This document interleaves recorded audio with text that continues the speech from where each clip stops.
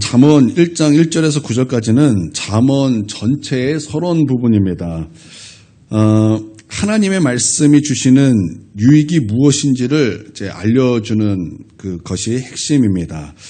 우리가 그 유익을 알 때 우리의 신앙생활에는 참 많은 도움이 될 것입니다.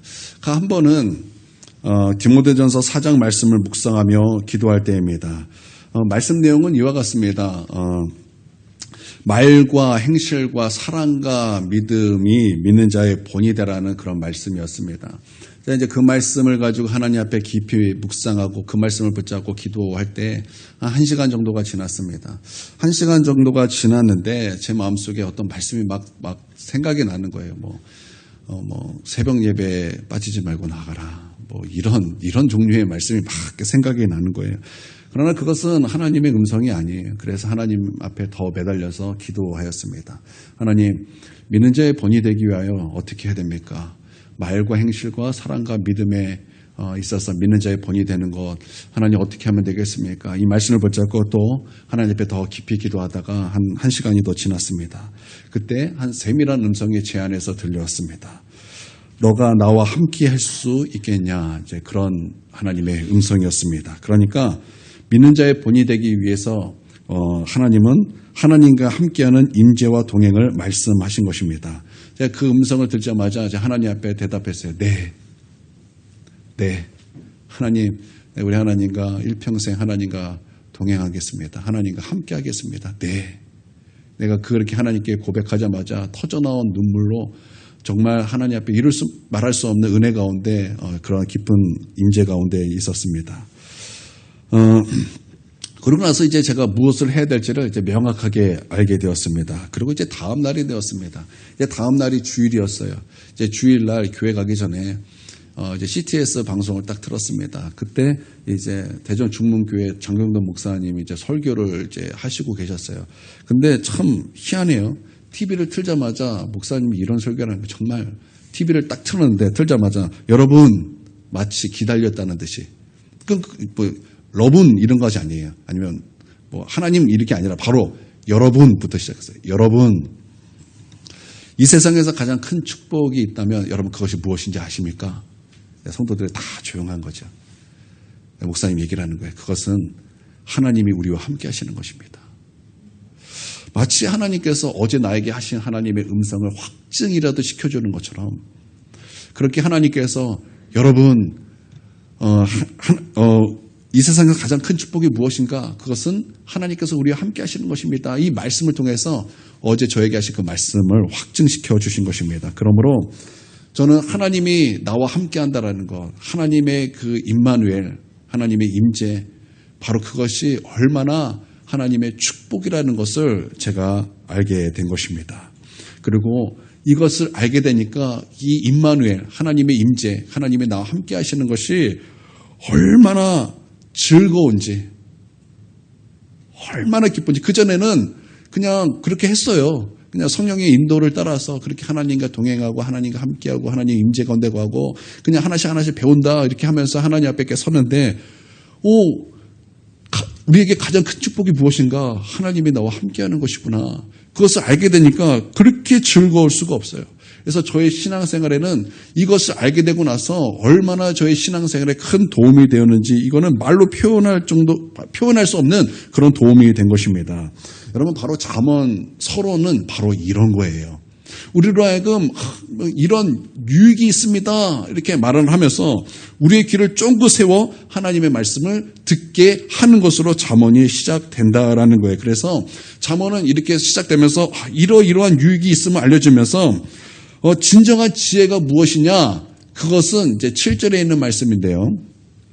여호와를 경외하는 것, 바로 그것이 지혜의 근본이다. 우리 인생의 본분이 무엇이냐? 인간의 본분이 무엇이냐? 바로 그것은 하나님을 경외하는 것이다. 이런 말씀이 전개가 되는 것입니다. 우리 1절 한번 읽어보도록 하겠습니다. 자, 있습니다. 시작. 솔로몬의 잠언이라고 말을 합니다. 솔로몬의 잠언 이러니까 이제 솔로몬이 지은 것 우리가 이렇게 생각하는데요. 솔로몬이 지은 것이 아니라 솔로몬이 이제 다윗 때부터 있던 하나님의 말씀을 요약했다. 이제 이런 뜻이 되는 거예요. 다윗 시대 때 하나님께서 엄청난 말씀의 부흥을 주셨습니다. 얼마 전까지는 하나님의 말씀이 희귀했던 사사시대 아니었습니까? 사사시대의 특징은 하나님의 말씀이 희귀했다 그랬어요. 하나님의 말씀이 희귀했습니다. 그러나 정말 하나님을 사랑했던 다윗이 등장하고 나서 하나님은 그 다윗에게 너무나 많은 하나님의 말씀을 주셨고 다윗을 통해서 말씀의 부흥을 주셨습니다. 하나님의 말씀은 다윗으로 하여금 다윗이 어려움을 겪을 때마다 그때 구비 때마다 하나님의 말씀을 붙잡고 그 말씀에 순종했을 때 하나님은 그 말씀을 통해서 다윗에게 구원을 베푸셨고 다윗은 하나님의 말씀을 통해서 하나님께서 나에게 복 주시는 것을 경험하게 된 것입니다. 그러니까 하나님의 말씀이 하나님의 복이라는 것을 그가 절실하게 깨닫게 된 거예요. 하나님의 말씀의 길을 따라가는 것이 복된 길이라는 것을 그가 알게 된 것입니다. 그러므로 말미암아 다윗이 우리가 시편 말씀을 공부했을 때 다윗은요 내가 받은 하나님의 은혜와 내가 받은 그 하나님의 말씀이 나에서 끝나는 것이 아니라 그것이 이스라엘 전체의 믿음이 되기 위해서 그가 얼마나 애썼는가를 우리가 시편 말씀에서 얼마나 많이 확인하고 그것을 보았습니까? 그래서 그것이 우리의 믿음이 돼야 된다. 우리 교회의 믿음이 돼야 된다. 우리 얼마나 그렇게 말씀을 들어왔습니까? 다윗은요 하나님의 그 말씀이 얼마나 복된 길인가를 깨닫고 그것을 모든 이스라엘과 또한 우리 모든 하나님의 백성들이 그것이 우리의 모든 믿음이 되기를 원했고 그것에 이제 그렇게 되도록 그렇게 힘을 썼다라는 거예요.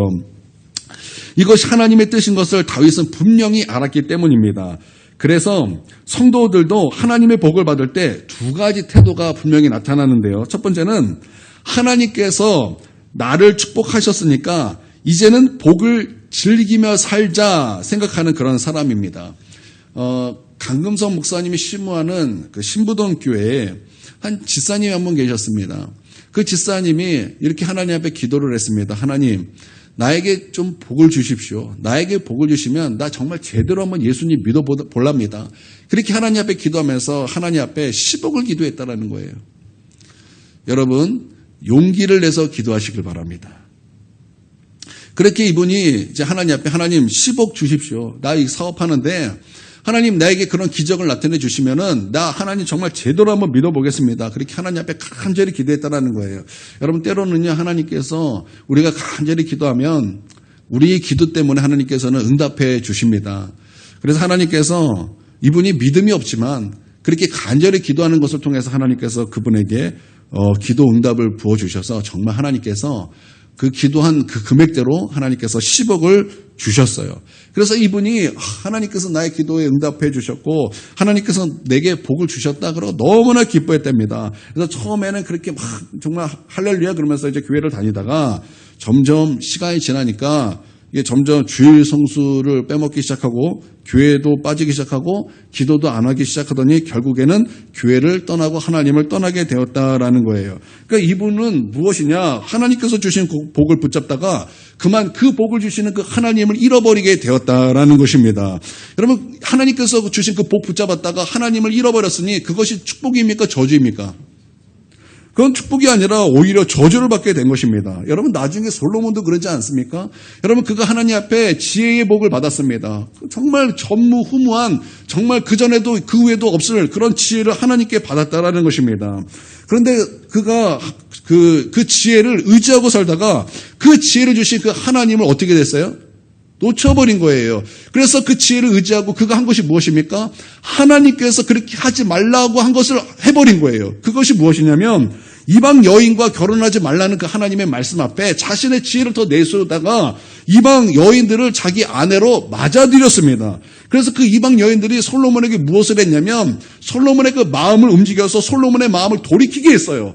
돌이켜서 하나님을 떠나고 우상 숭배를 하게 한 것입니다. 여러분 솔로몬이 보통 우상 숭배를 한 것이 아니에요. 여러분 우상 숭배에도 특별히 하나님께서 증오했던 우상 숭배가 있습니다. 그것이 무엇이냐면 몰렉을 섬기는 거예요. 여러분 몰렉을 섬긴다라는 것은 인신제사예요. 인신제사. 여러분 우리 많이 배워왔죠?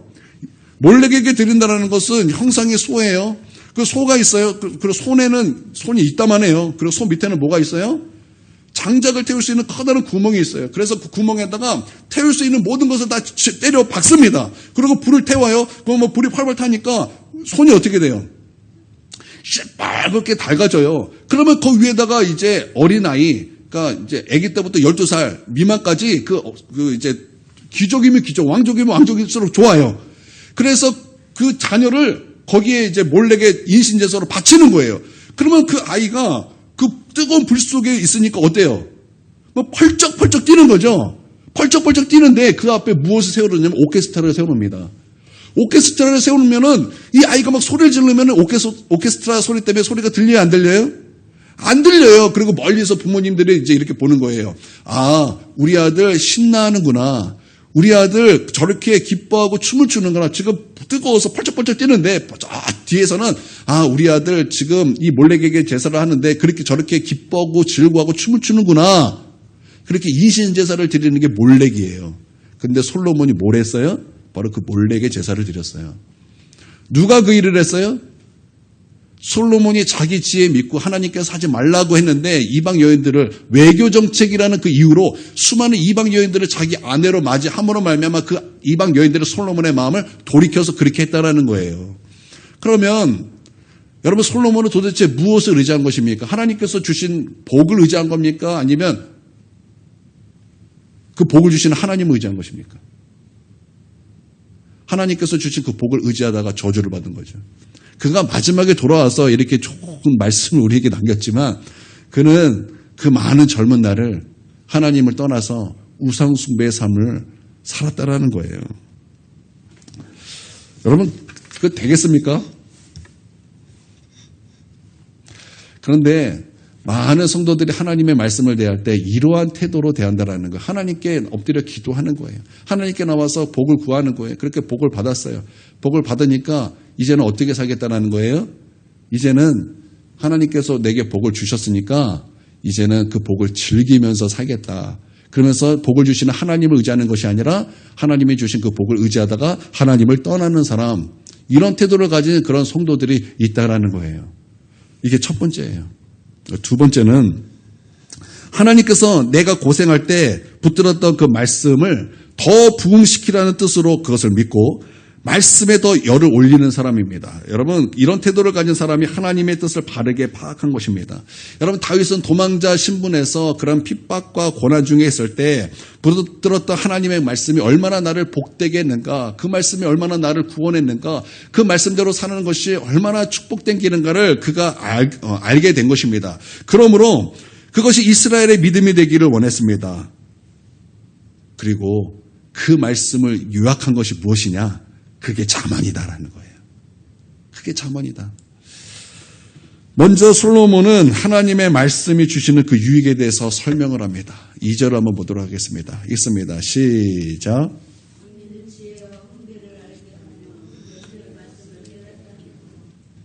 아멘. 이는 지혜와 훈계를 알게 하며 명철의 말씀을 깨닫게 하며, 첫 번째 설명이 첫 번째가 뭐예요? 먼저 지혜를 알게 한다라는 것입니다. 그러면 여기서 지혜는 무엇일까요? 먼저 여러분, 이 잠언에서 여러분이 분명히 알아야 될 것이 있습니다. 잠언 전체에서 지혜의 궁극적인 잠언에서 말하는 지혜는 궁극적으로 예수님을 말하는 거예요. 특별히 잠언 8장 같은 데에서는 지혜를 의인화시켰습니다. 그래서 지혜가 말을 해요. 지혜가 말을 합니다. 그래서 나를 얻는 자는 생명을 얻는 것이다. 이렇게 자기를 그렇게 인격화 시킵니다. 여러분, 왜 그러냐면, 여러분, 이 잠언에서 지혜는요, 궁극적으로 예수님을 말씀하기 때문에 그래요. 그래서 여러분, 우리가 하나님의 말씀을 따라가면은 결국 우리가 누구를 얻게 된다라는 거예요? 예수님을 얻게 된다라는 거예요. 우리가 하나님의 말씀을 온전히 순종하며 따라가면은 누구를 만나게 된다라는 거예요? 예수님을 만나게 되고 예수님을 만나는 그런 놀라운 은혜의 수단 가운데 우리가 깊이 들어갈 수 있게 된다는 거예요. 그러니까 여러분, 하나님의 그 말씀의 가장 큰 유익이 뭐예요? 예수님을 만난다는 것에 있는 거예요. 그리고 지혜는 여기서 그냥 끝나는 것이 아니라, 여러분, 이 지혜는요, 기술이라는 뜻이 있어요. 호크마라는 단어인데, 여러분, 그러면 기술은 하루아침에 터득되는 것일까요? 아니면 오늘 이 기술이 있기까지 수많은 시간이 있어서 노하우가 쌓여서 지금의 기술이 있는 걸까요? 당장 내 앞에 갑자기 생긴 것이 아니죠. 기술이라는 건 그런 것이 아니에요. 오랫동안, 지금의 기술이 있기까지 오랫동안 쌓인 노하우가 있다라는 거예요. 제가 어렸을 때 여러분 우리가 지금 TV가 있어요. TV가 있는데 이 TV 얼마나 요즘 좋습니까? 요즘에는 뭐 크기도 큰데 너무 화질이 너무나 좋고 여기 안에는 정말 수많은 요약된 그냥 복합된 그런 기술이 있지 않습니까? 여러분들 이게 처음부터 이런 기술이 있었습니까? 제가 어렸을 때 처음 봤던 TV는요 흑백 TV였어요. 제가 어렸을 때는 흑백 TV가 있었다고요. 그러다가 어느 날 이제 집에 TV를 딱 아빠가 사는데 그 TV가 컬러 TV인 거예요. 그래서 와 이제는 TV에 색깔이 들어갔네. 그래서 제가 어렸을 때 컬러 TV로 제일 처음 본 것이 뭐였냐면 맥컨더 V예요. 맥컨더 모르셔야죠. 모르시죠? 맥컨더 V. 맥컨더 V. 날라랄랄라 공격 개시. 하여튼 이런 게 있었어요. 그걸 보면서 제가 얼마나 막 성령 충만했던지. 그걸 보면서 얼마나 그게 이렇게 재밌던지 세상에 정말 막 너무 좋았어요. 이제 그러면서 이제 이 TV가 이게 작았어요. 뭐 요만해요. 요만했던 TV가 이제 기술이 자꾸 발전하면서 좀 커져요. 그러면서 이제 TV가 25인치가 나왔대요. 그러면서 이 브라운관 TV가 이제는 30인치가 나왔대요. 그러면서 거기가 끝이 아니라 이제 평면 TV가 나왔대요.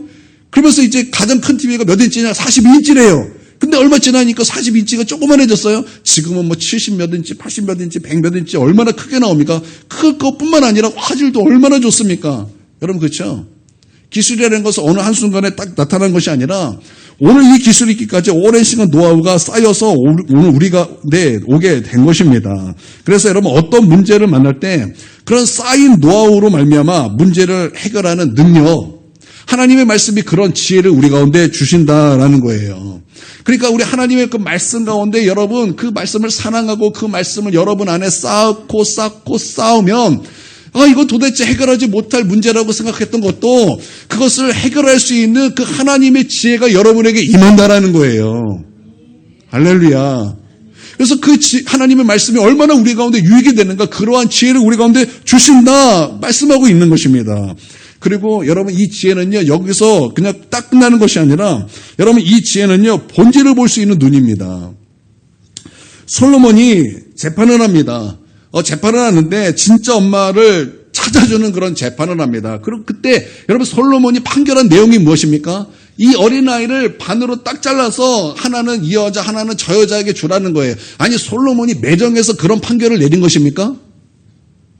솔로몬이 정말 매정하기 때문에 귀찮아 그냥 반반씩 나눠 가져 그런 마음으로 솔로몬이 그렇게 판결을 한 것입니까? 아니에요. 솔로몬이 왜 그런 판결을 한 것입니까? 솔로몬은요 하나님의 지혜로 말미암아 무엇을 깨달아 본 거예요? 본질을 깨달아 본 거예요. 그래서 이 서로 하나이를 자기가 엄마라고 주장하는데 여기서 하나는 진짜고 하나는 가짜니 이 본질이 무엇이냐? 이 아이를 그렇게 반으로 이런 판결을 내리면 진짜 엄마는 사랑으로 말미암아 그 마음속에 불붙는 마음이 있을 것이니 진짜 엄마를 그렇게 확인할 수 있다라는 거예요. 그래서 그렇게 판결했을 때 진짜 엄마가 어떻게 합니까? 그 마음속에 불붙는 마음이 있는 거예요. 가짜 엄마는 뭐예요? 그렇게 하라는 거예요. 그 마음속에 불붙는 마음이 없죠. 당연히 진짜가 아니니까. 가짜니까 사랑이 없으니까. 그러므로 여러분 지혜가 무엇이냐? 본질을 꿰뚫어보는 눈이다라는 것입니다. 할렐루야. 어느 교회가 부흥을 하면은 많은 사람들이 그 부흥하는 교회에 찾아옵니다. 찾아와서 어떻게 하면 이렇게 부흥이 일어났습니까? 그러면서 우리에게도 그 프로그램을 알려주십시오. 그래서 부흥하는 교회는요 꼭 하는 것이 뭐냐면 우리가 이렇게 부흥했다 그러고 나서 이 프로그램을 소개합니다. 그러면 이 부흥했던 이 프로그램을 배우기 위해서 수많은 수많은 교회들이 막 찾아옵니다. 목사님도 찾아오고 목사님들이 막 돈을 보내주고 막 너 가서 배워와라, 성도들 가서 배워와라 그래가지고 그 프로그램에 막 잔뜩 사람들이 몰려옵니다. 그래서 큰 교회에서 뭐 한다 그러면 사람들이 바글바글 해요. 그래서 그거 배우려고. 그래서 그 교회도 부흥하려고 그렇게 애를 씁니다. 그런데 그런 거 배워서 부흥하는 교회 저 한 번도 못 봤어요. 저는 그런 식으로 우리 교회 부흥해보겠다고 이렇게 애써서 부흥하는 교회 정말 한 번도 본 적이 없어요. 여러분 진짜 그 교회가 부흥했던 그 본질이 무엇입니까? 그냥 프로그램 이렇게 해서 이 교회가 부흥이 된 것입니까? 아니요. 진짜 그 교회가 부흥된 것은 그 교회 기도에 헌신된 자가 우리 하나님 앞에서 그 교회가 부흥되도록 그렇게 하나님 앞에 열망과 갈망으로 기도했던 바로 그 기도가 정말 그 교회가 부흥된 본질 아닙니까? 그래서 그 교회가 정말 그 영혼들로 하여금 정말 하나님의 그 마음과 하나님의 심장을 가지고 그 영혼들을 한 영혼을 전도하면서 기도하면서 나아갈 때 하나님께서 그 교회에 은혜를 베풀어 주셔서 그 영혼들이 구원받아서 하나님께서 그 수많은 영혼들을 보내주셔서 그 교회가 부흥한 것 아닙니까? 프로그램으로 부흥한 것이 아니죠. 여러분 성경을 잘 보세요. 프로그램에서 교회가 부흥했단 말이 있습니까? 없잖아요. 여러분 초대교회가 어떤 프로그램을 해서 부흥했습니까? 성경 공부해서 부흥했습니까? 아니잖아요. 그들이 오로지 기도에 힘쓰고 사도의 가르침을 받고 정말 하나님의 그 사랑을 전파하고 복음을 증거함으로 말미암아 하나님께서 수많은 영혼들을 보내주셨다. 여러분 사도행전, 여러분 초대교회가 그렇게 부흥했다고 성경 기록한 거 아닙니까? 그런데 우리가 붙잡아야 될 것이 그런 것인데 본질을 보지 못하니까 엉뚱한 것만 자꾸 찾고 있다라는 거예요. 그런데 하나님의 말씀은 우리 가운데 본질을 보게 하는 눈을 열어주신다라는 거예요. 할렐루야. 그러니까 말씀은 우리 가운데 분별력을 준다라는 거예요. 본질을 꿰뚫 수 있는 눈을 열게 한다라는 것입니다. 할렐루야. 그래서 하나님의 말씀으로 하여금 말씀이 우리를 분별력을 주고 우리의 눈을 열어주신다라는 거예요. 근데 이걸 바꿔 말하면요. 말씀이 없으면 어떻게 된다라는 거예요? 분별할 수 있는 지혜가 없다라는 거예요. 말씀이 없으면 본질을 꿰뚫을 수 있는 눈이 열리지 않고 그냥 여전히 맹인이 된다라는 것입니다. 그래서 본질을 보지 못하니까 이것이 하나님의 것인지 마귀의 것인지 이 소리가 사람의 소리인지 하나님의 소리인지 마귀의 소리인지 그냥 알지 못하고 그냥 마귀에게 끌려가는 인생이 될 수밖에 없다라는 것입니다. 그러므로 하나님의 말씀을 통해서 여러분 지혜를 얻는 저와 여러분에게 주님의 이름으로 축원드립니다. 그러니까 여러분 하나님의 말씀이 얼마나 우리에게 유익이 됩니까? 그 말씀이 없으면 우리는 마귀에게 끌려가는 인생이 될 수밖에 없다라는 거예요.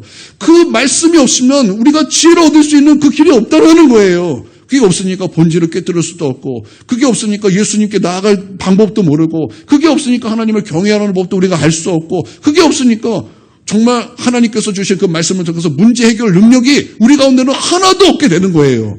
그러니까 하나님의 말씀을 얻는 것이 얼마나 중요합니까? 말씀을 통해서 지혜를 얻는 것이 얼마나 중요합니까? 그래서 귀를 쫑긋 열으라는 거예요.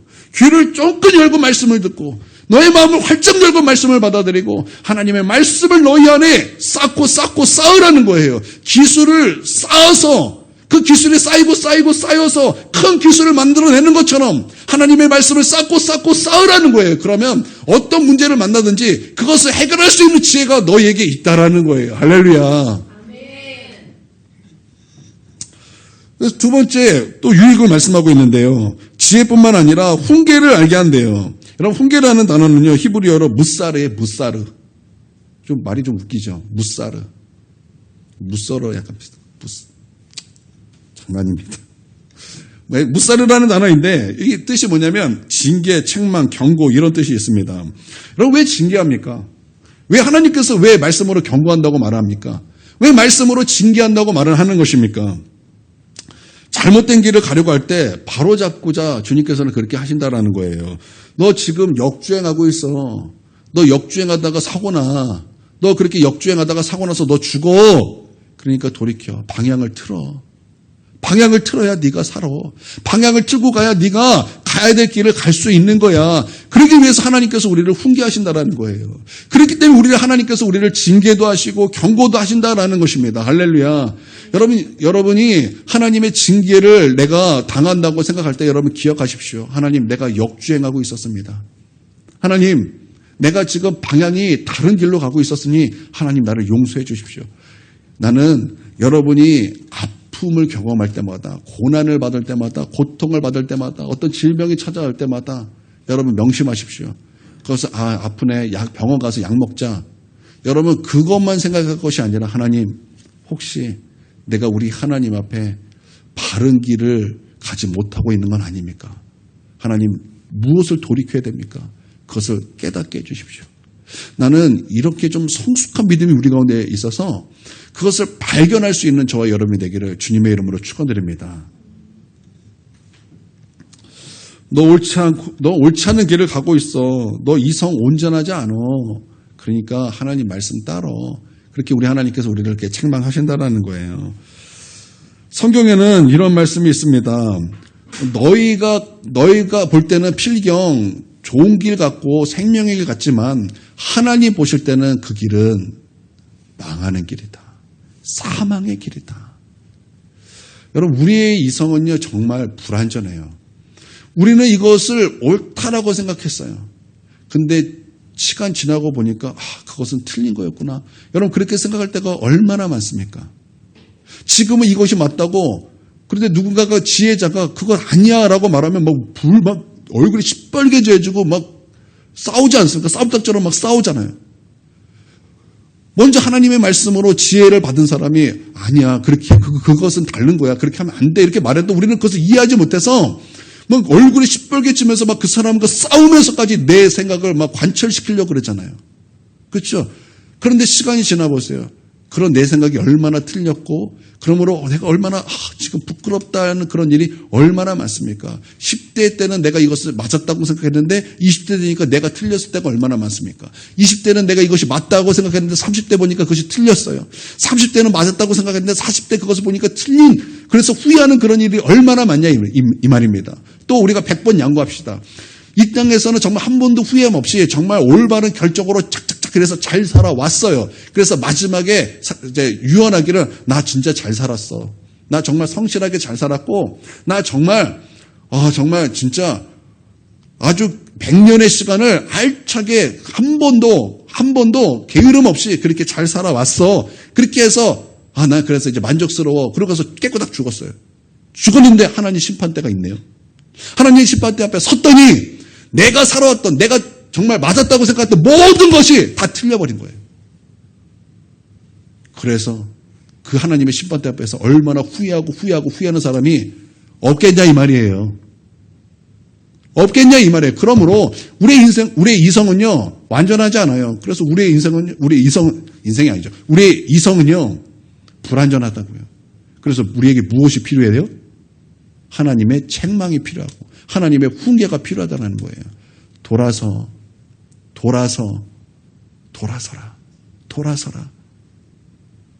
그런 채찍과 경고와 훈계가 우리에게 너무나 필요하다는 것입니다. 여러분, 그렇다면 이 하나님의 말씀이 얼마나 우리에게 유익한 것입니까? 얼마나 유익한 것입니까? 내가 내 뜻대로 갔다가는 사망의 길인데 우리 하나님께서는 말씀을 통해서 그 길은 사망의 길이니까 생명의 길로 돌이켜. 그래서 생명의 길을 걸어갔어요.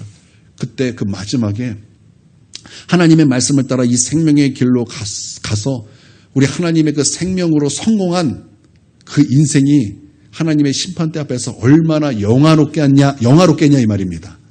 여러분, 분명히 그는 영화로울 것입니다. 그의 머리에는 하나님의 그 축복의 관이 쓰여질 것입니다. 할렐루야. 세 번째는 무엇을 얻는다고 말씀하고 있습니까? 명철의 말씀을 깨닫게 된다 말씀하고 있습니다. 여기서 명철이라는 것은요, 예레미야 9장 24절에 보니까 두 가지를 말씀하고 있는데 첫 번째는 하나님을 아는 것이라고 말하고 있어요. 명철은 하나님을 아는 거예요. 두 번째는 하나님께서 온 땅에 사랑과 정의와 공의를 베풀어 주시는 분을 아는 것이다 이렇게 말씀하고 있습니다. 그러니까 명철이라는 것은 통찰력이에요.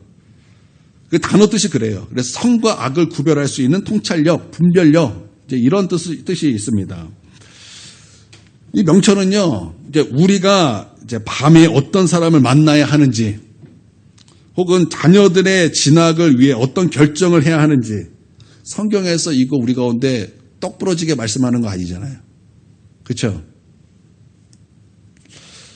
그러나 우리는 이러한 문제를 가지고 매일 중요한 결정을 내려야 합니다.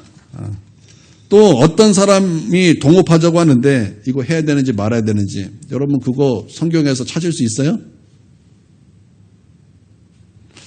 또 어디에 투자를 해야 되는지 말아야 되는지, 어디에 주식을 해야 되는지, 또 이것을 익절해야 되는지 존버해야 되는지, 주식 용어예요. 이거 여러분 성경에서 찾을 수 있어요? 없죠. 성경에서 주식 이거 해라 이런 말씀이 어디 있어요? 이거에 투자해라 이런 말씀이 어디 있습니까? 그런데 명철은 그것을 알게 한다는 거예요. 성령님께서 우리에게 매 순간 지혜를 주셔서 그것을 분별하게 하신다라는 거예요. 이게 명철입니다. 그러니까 이 성경에는 이렇게 못 찾는 것들을 하나님의 말씀을 통해서 성령께서 우리로 그것을 알게 하시고 깨닫게 하시고 그것을 분별하게 하신다라는 거예요. 그래서 내가 이것을 이렇게 해야 되는구나. 내가 이것을 이렇게 따라야 되는구나. 우리 성령께서 우리를 이끌어 주시는 거. 그래서 우리 하나님을 아는 거. 우리 하나님께서 이 온 땅을 이렇게 사랑과 공의와 정의와 정직함과 우리 하나님의 그 호의로 우리에게 역사하시는 그 하나님인 것을 그렇게 명철로 아는 거예요. 그러니까 말씀이 얼마나 존귀합니까? 하나님 말씀이 얼마나 유익합니까? 할렐루야. 이것의 더 구체적인 것이 3절인데요. 3절 한번 읽어보겠습니다. 자, 있습니다. 시작. 지혜롭게 공의롭게 정의롭게 정직하게 행할 일에 대하여 훈계를 받게 하며 이렇게 말씀하고 있어요.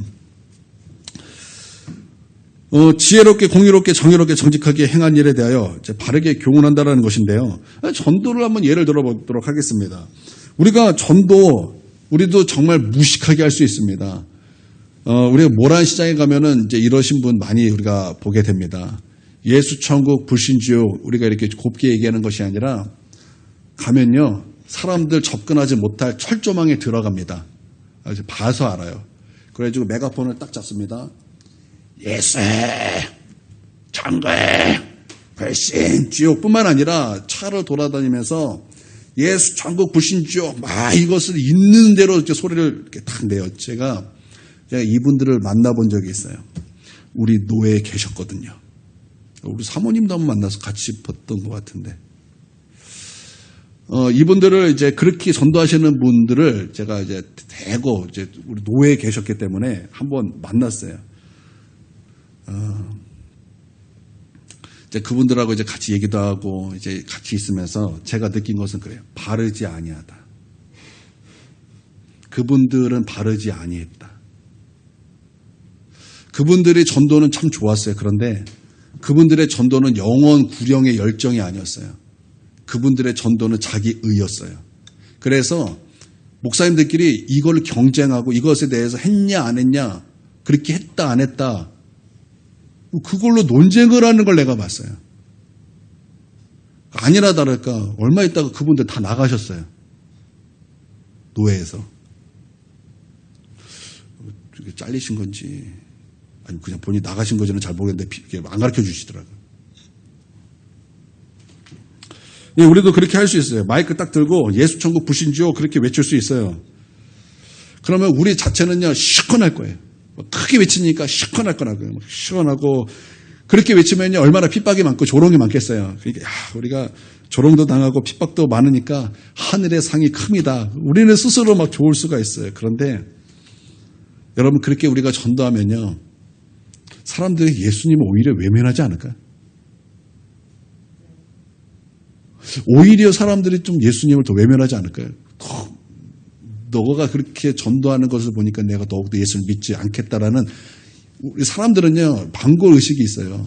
그래서 누군가가 그렇게 세게 말하면 그 세게 말한 것에 나도 강대 강으로 나가는 그런 사람들의 그 악이 있다고요.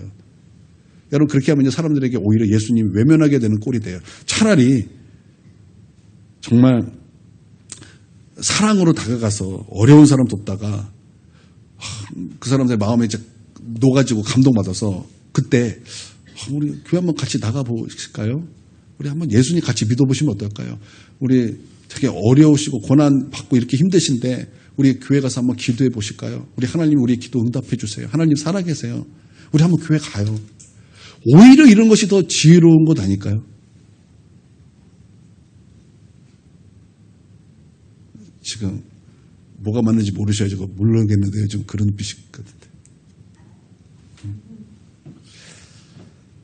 예, 우리 하나님의 지혜는 우리로 이렇게 알게 하신다라는 그래서 뭐라 그랬어요? 지혜롭게, 공의롭게. 공의롭다라는 것은요. 여기서 공의롭다라는 것은 원수를 만들지 않는다라는 거예요. 원수를 만들지 않는다. 물론 여러분 세상은 예수 믿는 사람들을 미워하고 싫어해요. 그래서 우리가 그렇게 핍박을 받고 조롱을 받을 수 있어요. 그러나 그렇다고 우리가 같이 승질내고 같이 멱살 잡으면 됩니까 안 됩니까? 아니 그러면 안 된다라는 거예요. 우리는 지혜롭게 의가 바른 관계잖아요. 하나님과 바른 관계. 그러니까 그런 지혜가 임하고 그런 바른 관계, 원수 맺지 않는 그런 바른 관계, 사랑의 관계로 우리는 나아가게 된다라는 거예요. 할렐루야. 여러분 그 말씀이 얼마나 우리 가운데 이런 유익을 주냐 이 말입니다.